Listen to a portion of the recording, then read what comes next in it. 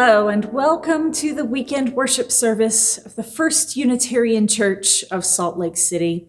I'm the Reverend Monica Dobbins, the assistant minister of this congregation, and it is my joy to welcome you here today to a very special worship service that we have each year to remember and celebrate the lives of those in our community who have died and left us blessed with their memory. If you're joining us for the first time today, I want to extend a very special welcome to you and invite you to join with us in the celebration. I hope that you will be moved by the care we show to one another in this service. I also invite you to visit our website, slcuu.org, or our social media channels to learn more about how this community lives its values in the world and how you can get involved. I'd like to share a couple of announcements before we begin. First, a reminder that the Religious Education Department has partnered with Utah Refugee Connection to host a spring cleaning drive for refugees in our community. We're asking for donations of cleaning supplies or a cash donation if you don't have time to get to the store. Now you can pick up the items and drop them off in the red bin outside the north door of our church building, or you can use our website donate button or the Givelify app to donate cash. You'll find the links to sign up and to donate in your Torch email this week. And a reminder that if you haven't already marked Sunday, May 16th on your calendar, now is the time to do so. You'll want to be present on Zoom for our live worship service that morning as we celebrate Reverend Tom's 34 years as the senior minister of our church, as we hear his last sermon in our pulpit, and as we send him off to retirement with our very best wishes. Immediately following the service, we'll have our annual congregational meeting, same Zoom link, where we'll celebrate the successes of our pledge drive, approve next year's budget and new board members, and vote on adoption of the 8th principle, among other things. Finally, that afternoon, there will be a chance to drive by the church and wave your goodbyes to Tom and Mary, and you can find all the details about our retirement celebrations at a link provided in your Torch email or on our website. It's an important moment in the life of our church, and we don't want anyone to miss out on all the excitement. Now, we find a resting place in our breath. We turn toward the work of our worship together as we light our chalice, a sacred flame that represents freedom and community. We light it today with these words by Richard Jeffries. It is eternity now. I am in the midst of it. It is about me. In the sunshine, I am in it, as the butterfly in the light-laden air. Nothing has to come. It is now. Now is eternity. Now is the immortal life.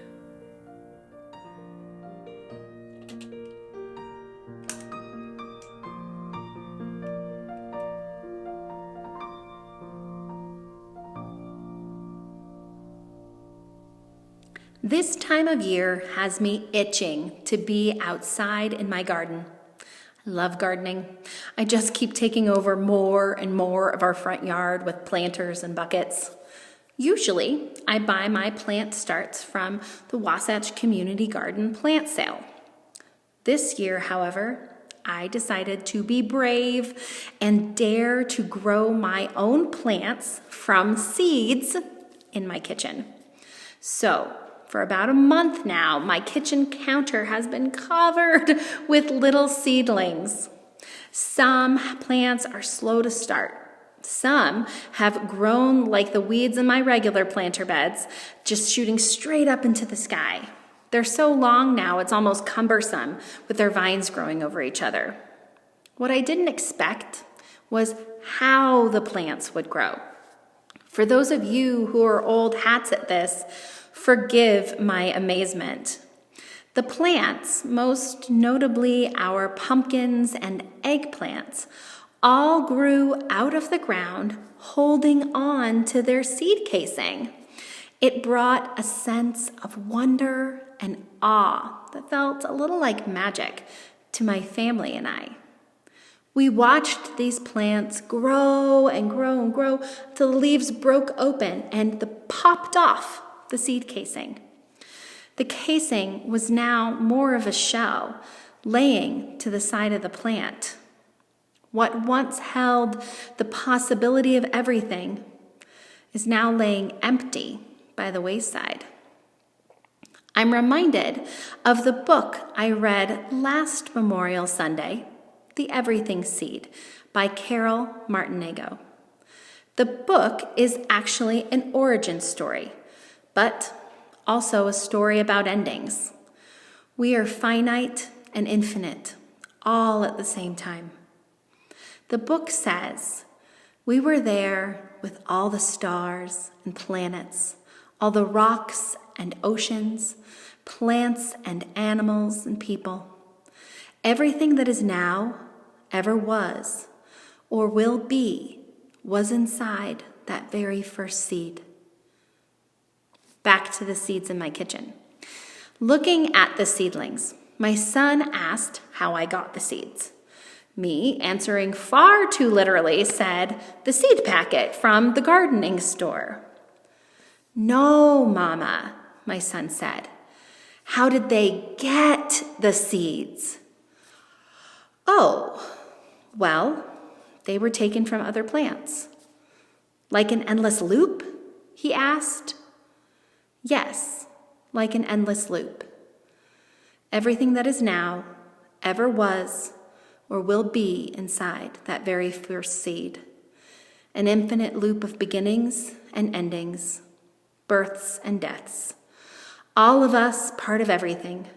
Seeds breaking through, creating a new plant to create more seeds. An infinite loop.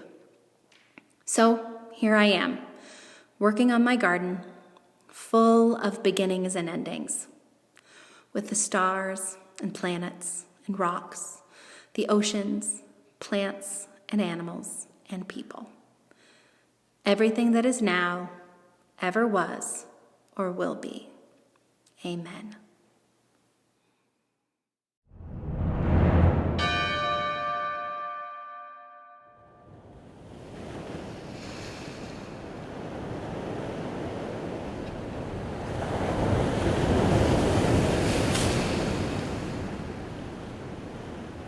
When we are gone, they will remain.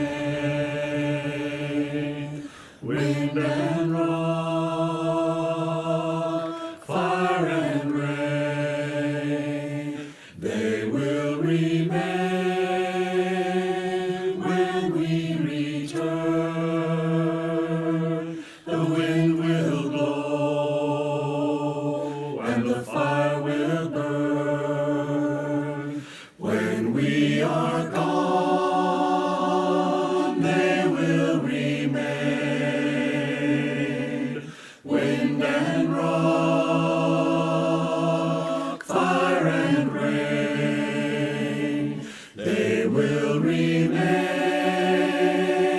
when we return. The wind will blow and the fire will burn.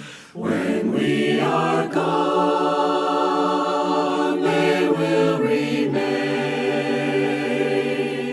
Wind and rock, fire and rain, they will remain when we return. The wind will blow and the fire will burn.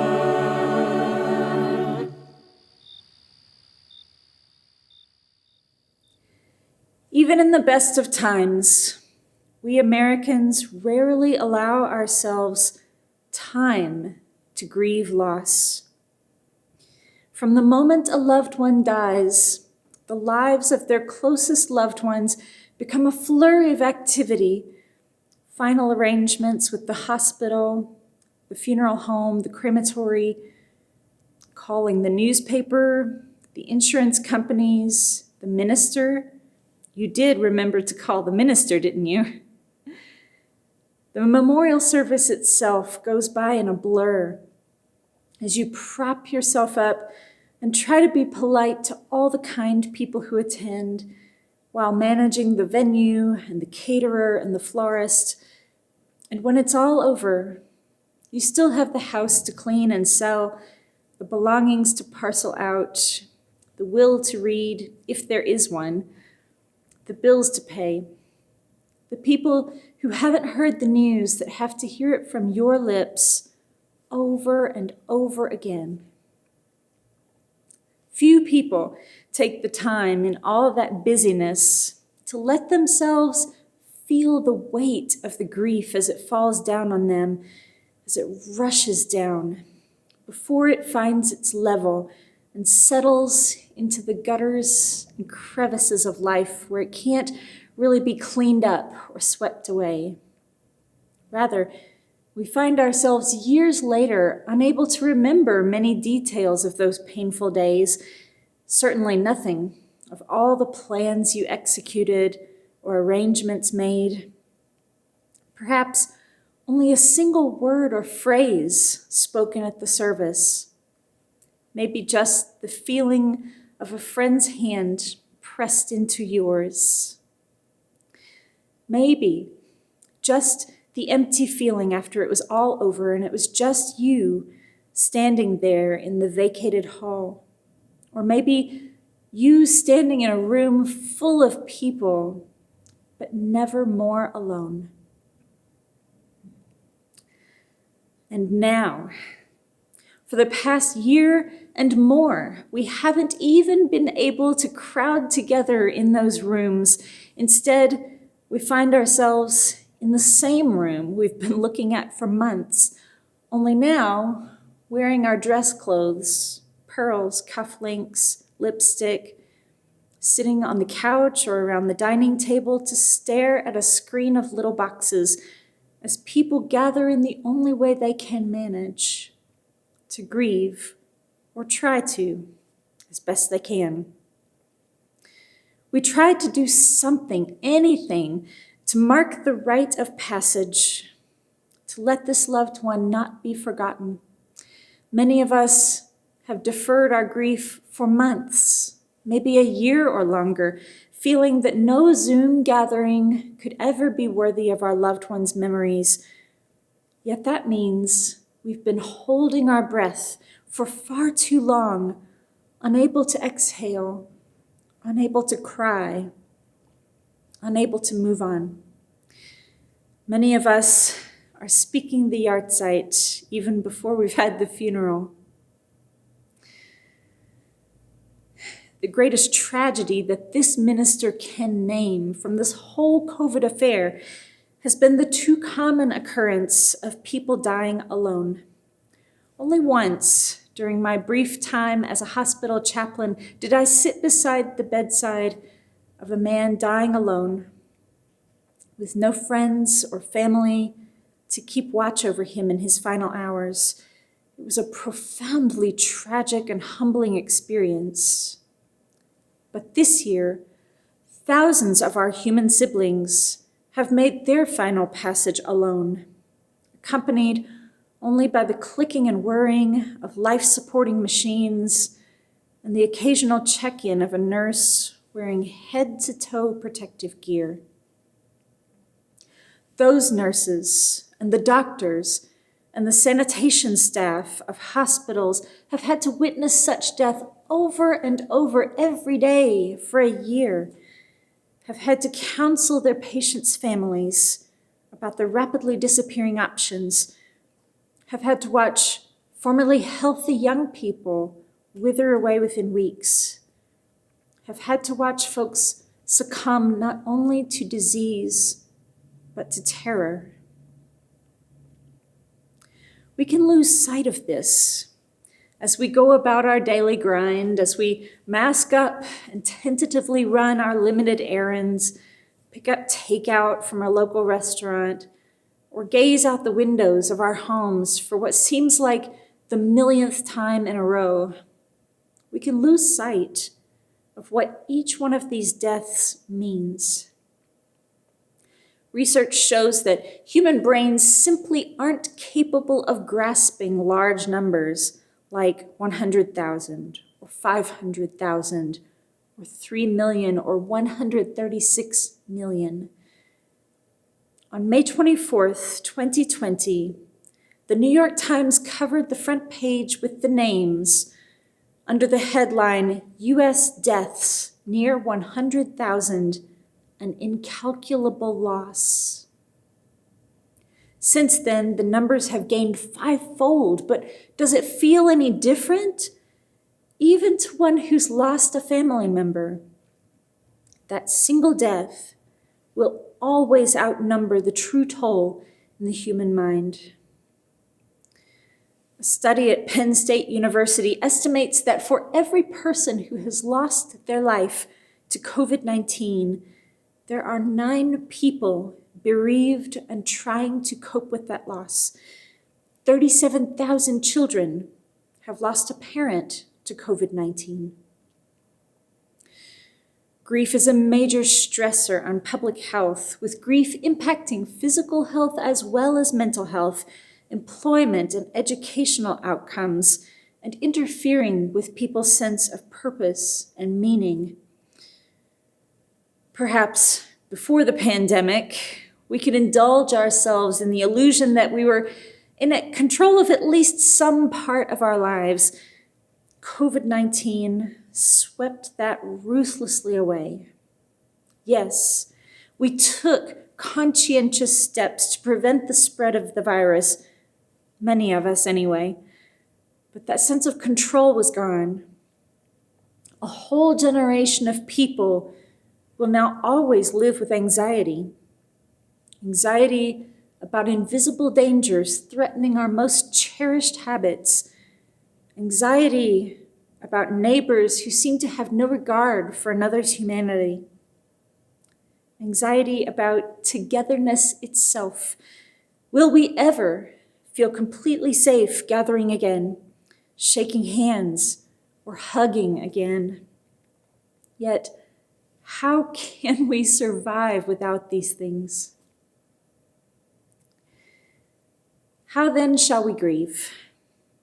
How shall we name the loss for ourselves and for our people? How will we recognize the signs of grief, not just for the dead and lost, but for everything that has been lost in the past nearly year and a half? Each one of us has lost something, if not someone. Many of us feel that we've lost a year of our lives. Older folks have lost time with their grandchildren. Children have lost time with their peers and their teachers. Many, many of us have lost things that we can't really name. All of us have lost something. All of us. Trying to imagine over 500,000 dead, the millions of bereaved, the many millions who have recovered from the virus but are still uncertain how they've really been affected. It's overwhelming. Perhaps it can't be done. But what we can do is touch the grief that each one of us has experienced upon the loss of a loved one. Imagine the depth of your own grief, the emptiness, the pain. Think of what that grief has taught you. And know that millions of people you've never met are now experiencing those things.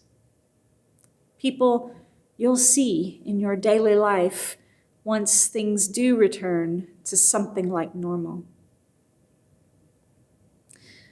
Let us then, in the days ahead, be gentle and patient with one another. Let us also give ourselves permission not only to grieve, but to laugh, even to laugh out loud, to dance, to eat, and to feel joy. When we are grieving, acting on joy might feel inappropriate, but actually it gives us a little of that sense of control back. It reminds us that even though terrible things have happened to us, they have not taken us. We are still here, and life is still beautiful in the midst of this deep sadness. Let us raise a cup to the memory of those who have passed on before us, to those waiting to come after us, to this moment, beautiful, terrible, and strange, and to life itself. May it be so.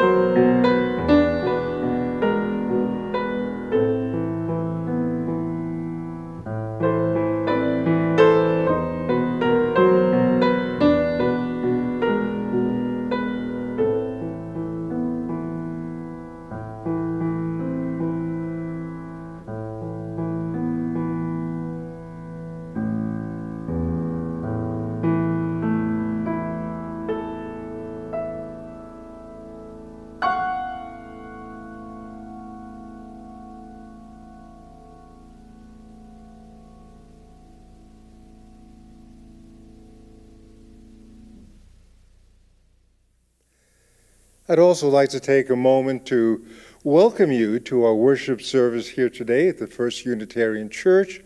And our service today is our traditional Memorial Day Sunday.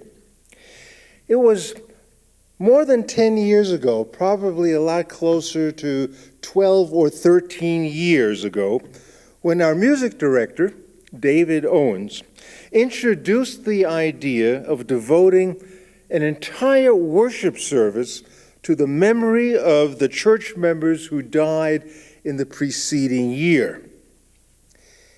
His idea was immediately integrated into the liturgy of our worship cycle with an annual service devoted to loss, grief, and memory. David introduced our congregation to the Requiem as a traditional feature where our choir would be challenged with difficult choral music based entirely on a Catholic Mass.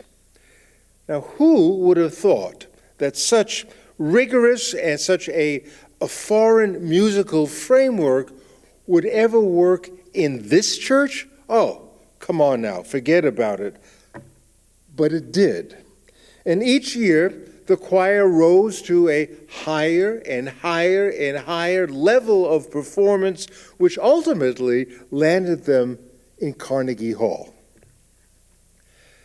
This year's Memorial Sunday is a little different from those of the past. We are compelled to view loss through a wider lens.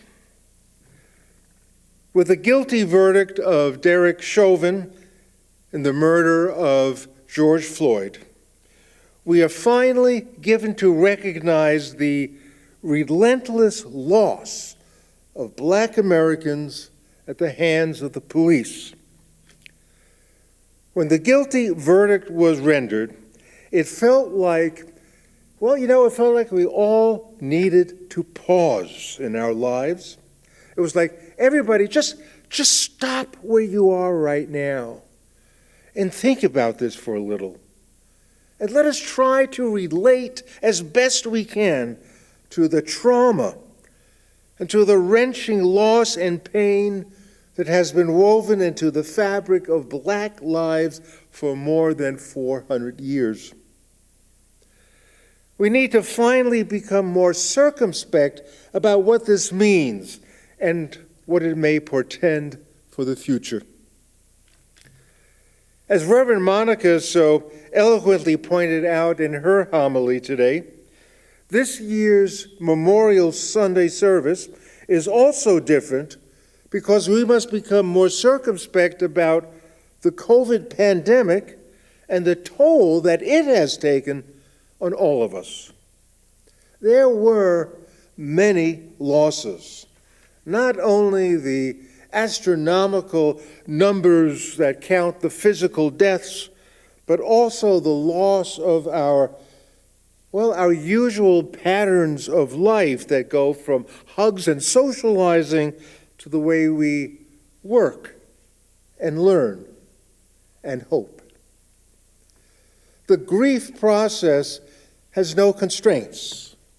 Loss means loss. And so we must deal and somehow put the shattered pieces of our lives back together. Now, music helps a great deal, I think, because grief exceeds the realm of words. Music leads us to reflect deeply in our grief, helping us to navigate life a little differently. After suffering loss, be it the loss of justice that brought on too many murders among people of color, be it the pandemic and its countless losses that totally unsettled our lives, be it the loss of a loved one, the loss of a friend from this church, there's a commonality in that as we grieve, we feel that we are on unfamiliar terrain. We need a new source of strength to move us forward. For many years, we have listened to our choir perform a requiem as we drift in our thoughts about loss and hope. But there's no requiem today, nor was there one last year, because we cannot sing and rehearse and perform due to the COVID virus. But we do have music for the service today, wrought from the technological wonders that's able to configure a virtual choir. And these days, we gladly settle for virtual, don't we? So the choir will sing the same stream of life, which serves as a perfect context for contemplating loss. The words by the poet Tagore make the obvious seem downright radical. The same stream of life that runs through our veins runs through the world. Let me paraphrase a bit. You can feel the same joy in dust and in every blade of grass, in leaves and flowers. My limbs are made glorious by feeling this life surging throughout the world. And this life, it's in me, it's in nature, it's throughout. And the poet also talks about life's ebb and flow. There's birth, death, grief, and new life. New life. And that's where hope enters the equation. Yes, the same essence of life streams through all races and nationalities and ethnicities, but ultimately it is hope that moves us through grief to the other side. It is hope that carves out the possibility that justice will be realized throughout the Black community. New life is possible following tremendous loss. And it is hope that fuels us in this pandemic. We hope that with mass vaccinations and more people coming to their senses and wearing masks, that we will get to the other side of all these losses and new life will evolve once again. The grief we feel following the loss of someone we so dearly loved follows the same challenges, the same journey, and also nurtures the same kind of hope that we need to pick up all the pieces once again and to move on. The difficulty in dealing with loss, the hindrance in moving on, is the feeling of insecurity about the future. Now, what is extremely troubling right now, particularly in this COVID era, is precisely this disenchantment with the future. Part of the grief process for everyone entails the need to reframe one's identity and gather a new sense of who one is after the loss of a loved one, the loss of an ideal, a job, severe illness. Where do I go from here on this unfamiliar terrain? Imagine the younger generation today hearing from experts that for those under the age of 40, COVID is not the worst global crisis that they will face during the course of their lives. Can you imagine that?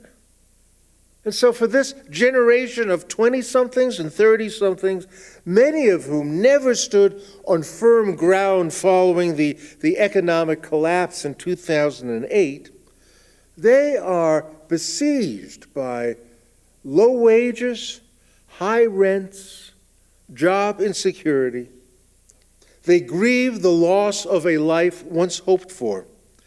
And with the future shaping up, well, as a kind of dystopia, they have put hope on hold indefinitely. Hope, symbolized by new life, symbolized really by the birth of a child, this hope has simply now unraveled. Let me tell you an interesting statistic. The number of childbirths in this country is expected to drop by 300,000 in just the year 2021. Now, of course, most people of my generation have joked that the birth rate will only rise this year because of the limited options that people had during COVID. No, not funny. The opposite has evolved as a manifestation of grief during this confluence of economic downturn and COVID. A grief that has, essentially let go of hope. Now, let me point out again that there are many kinds of grief in our lives. It's not just about physical death. I think it's also the loss of the world that we have known. Whether it be the loss of someone we love, or the experience of the pandemic, or the endless number of young black people killed at the hands of the police. In all instances, there's a loss of a predictable future. And so we are then left wondering, in all the myriad experiences and expressions of grief, we wonder, what can I hope for? And that's why the steep decline in the birth rate is so troubling. The generation of 20-something and 30-something are closing the door to the future. Why have children when there's not much to hope for? Well, it'll take more than a brief homily to turn that around. For starters, though, I look to the philosopher Hannah Arendt, who suffered through the Nazi persecution as a German Jew, fled to Paris in 1933, and then to the U.S. in 1941. She could easily have been of that mindset that insisted there was indeed not much to hope for. That's very understandable.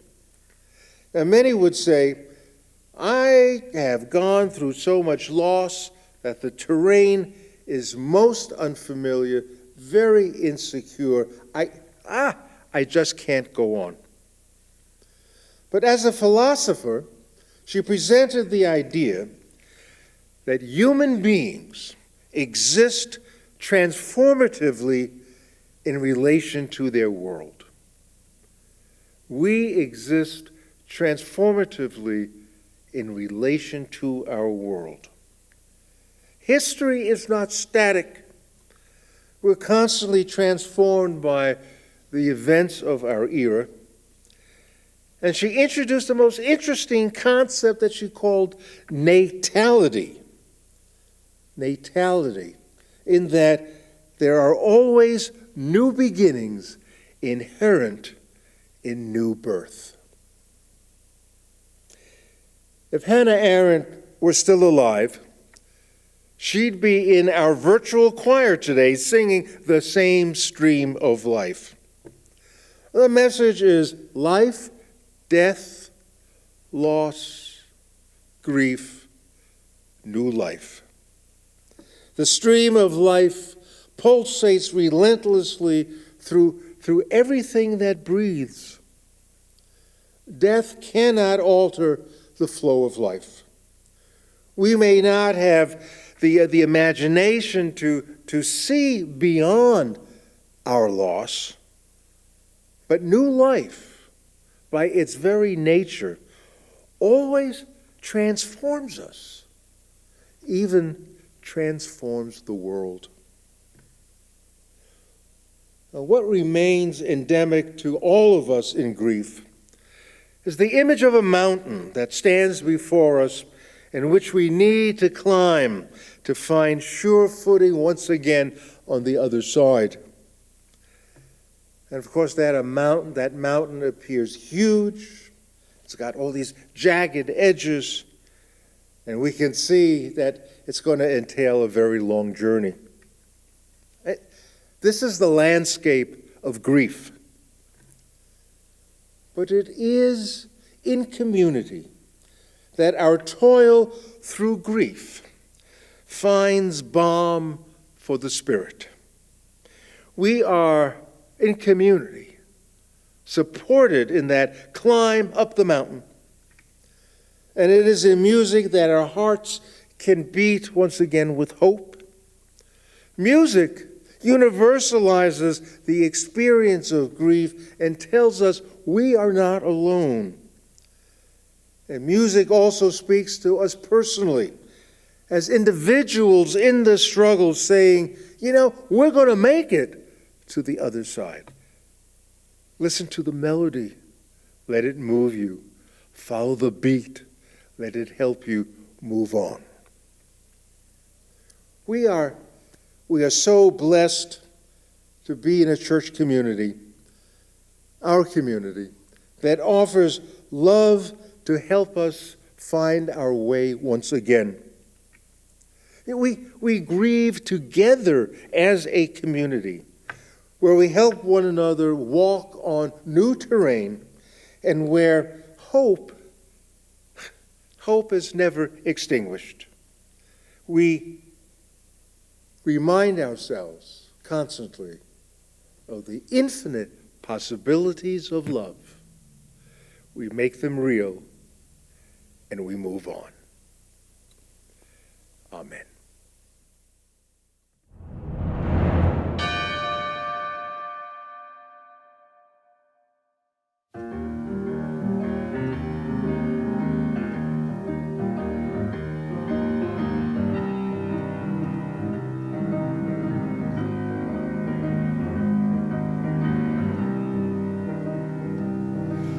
Same stream of life that runs through my veins night and day.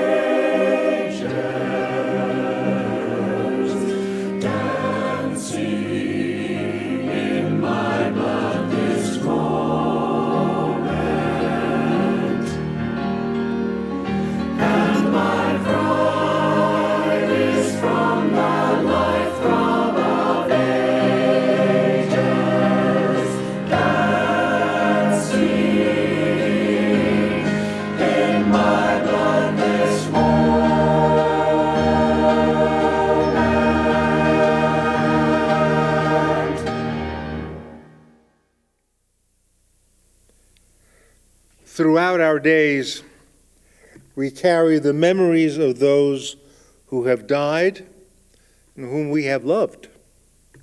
Parents, grandparents, spouses, lovers, children, siblings, all who gave us love and who now live in our hearts. This congregation grieves the loss of those who died this past year and who are no longer a part of our communion of friendship. May we carry in our minds and hearts the memory of Patrick Zwick, Kim Wilson, Mary Lee McCoy Stevenson, Joyce Barnes. May those whom we remember inspire us to seek the strength to enter into life more fully, so that we can share and serve, so that we can bring light where there are only shadows and liberation where there is despair. Such is our prayer today, our vision, and indeed our hope. Amen.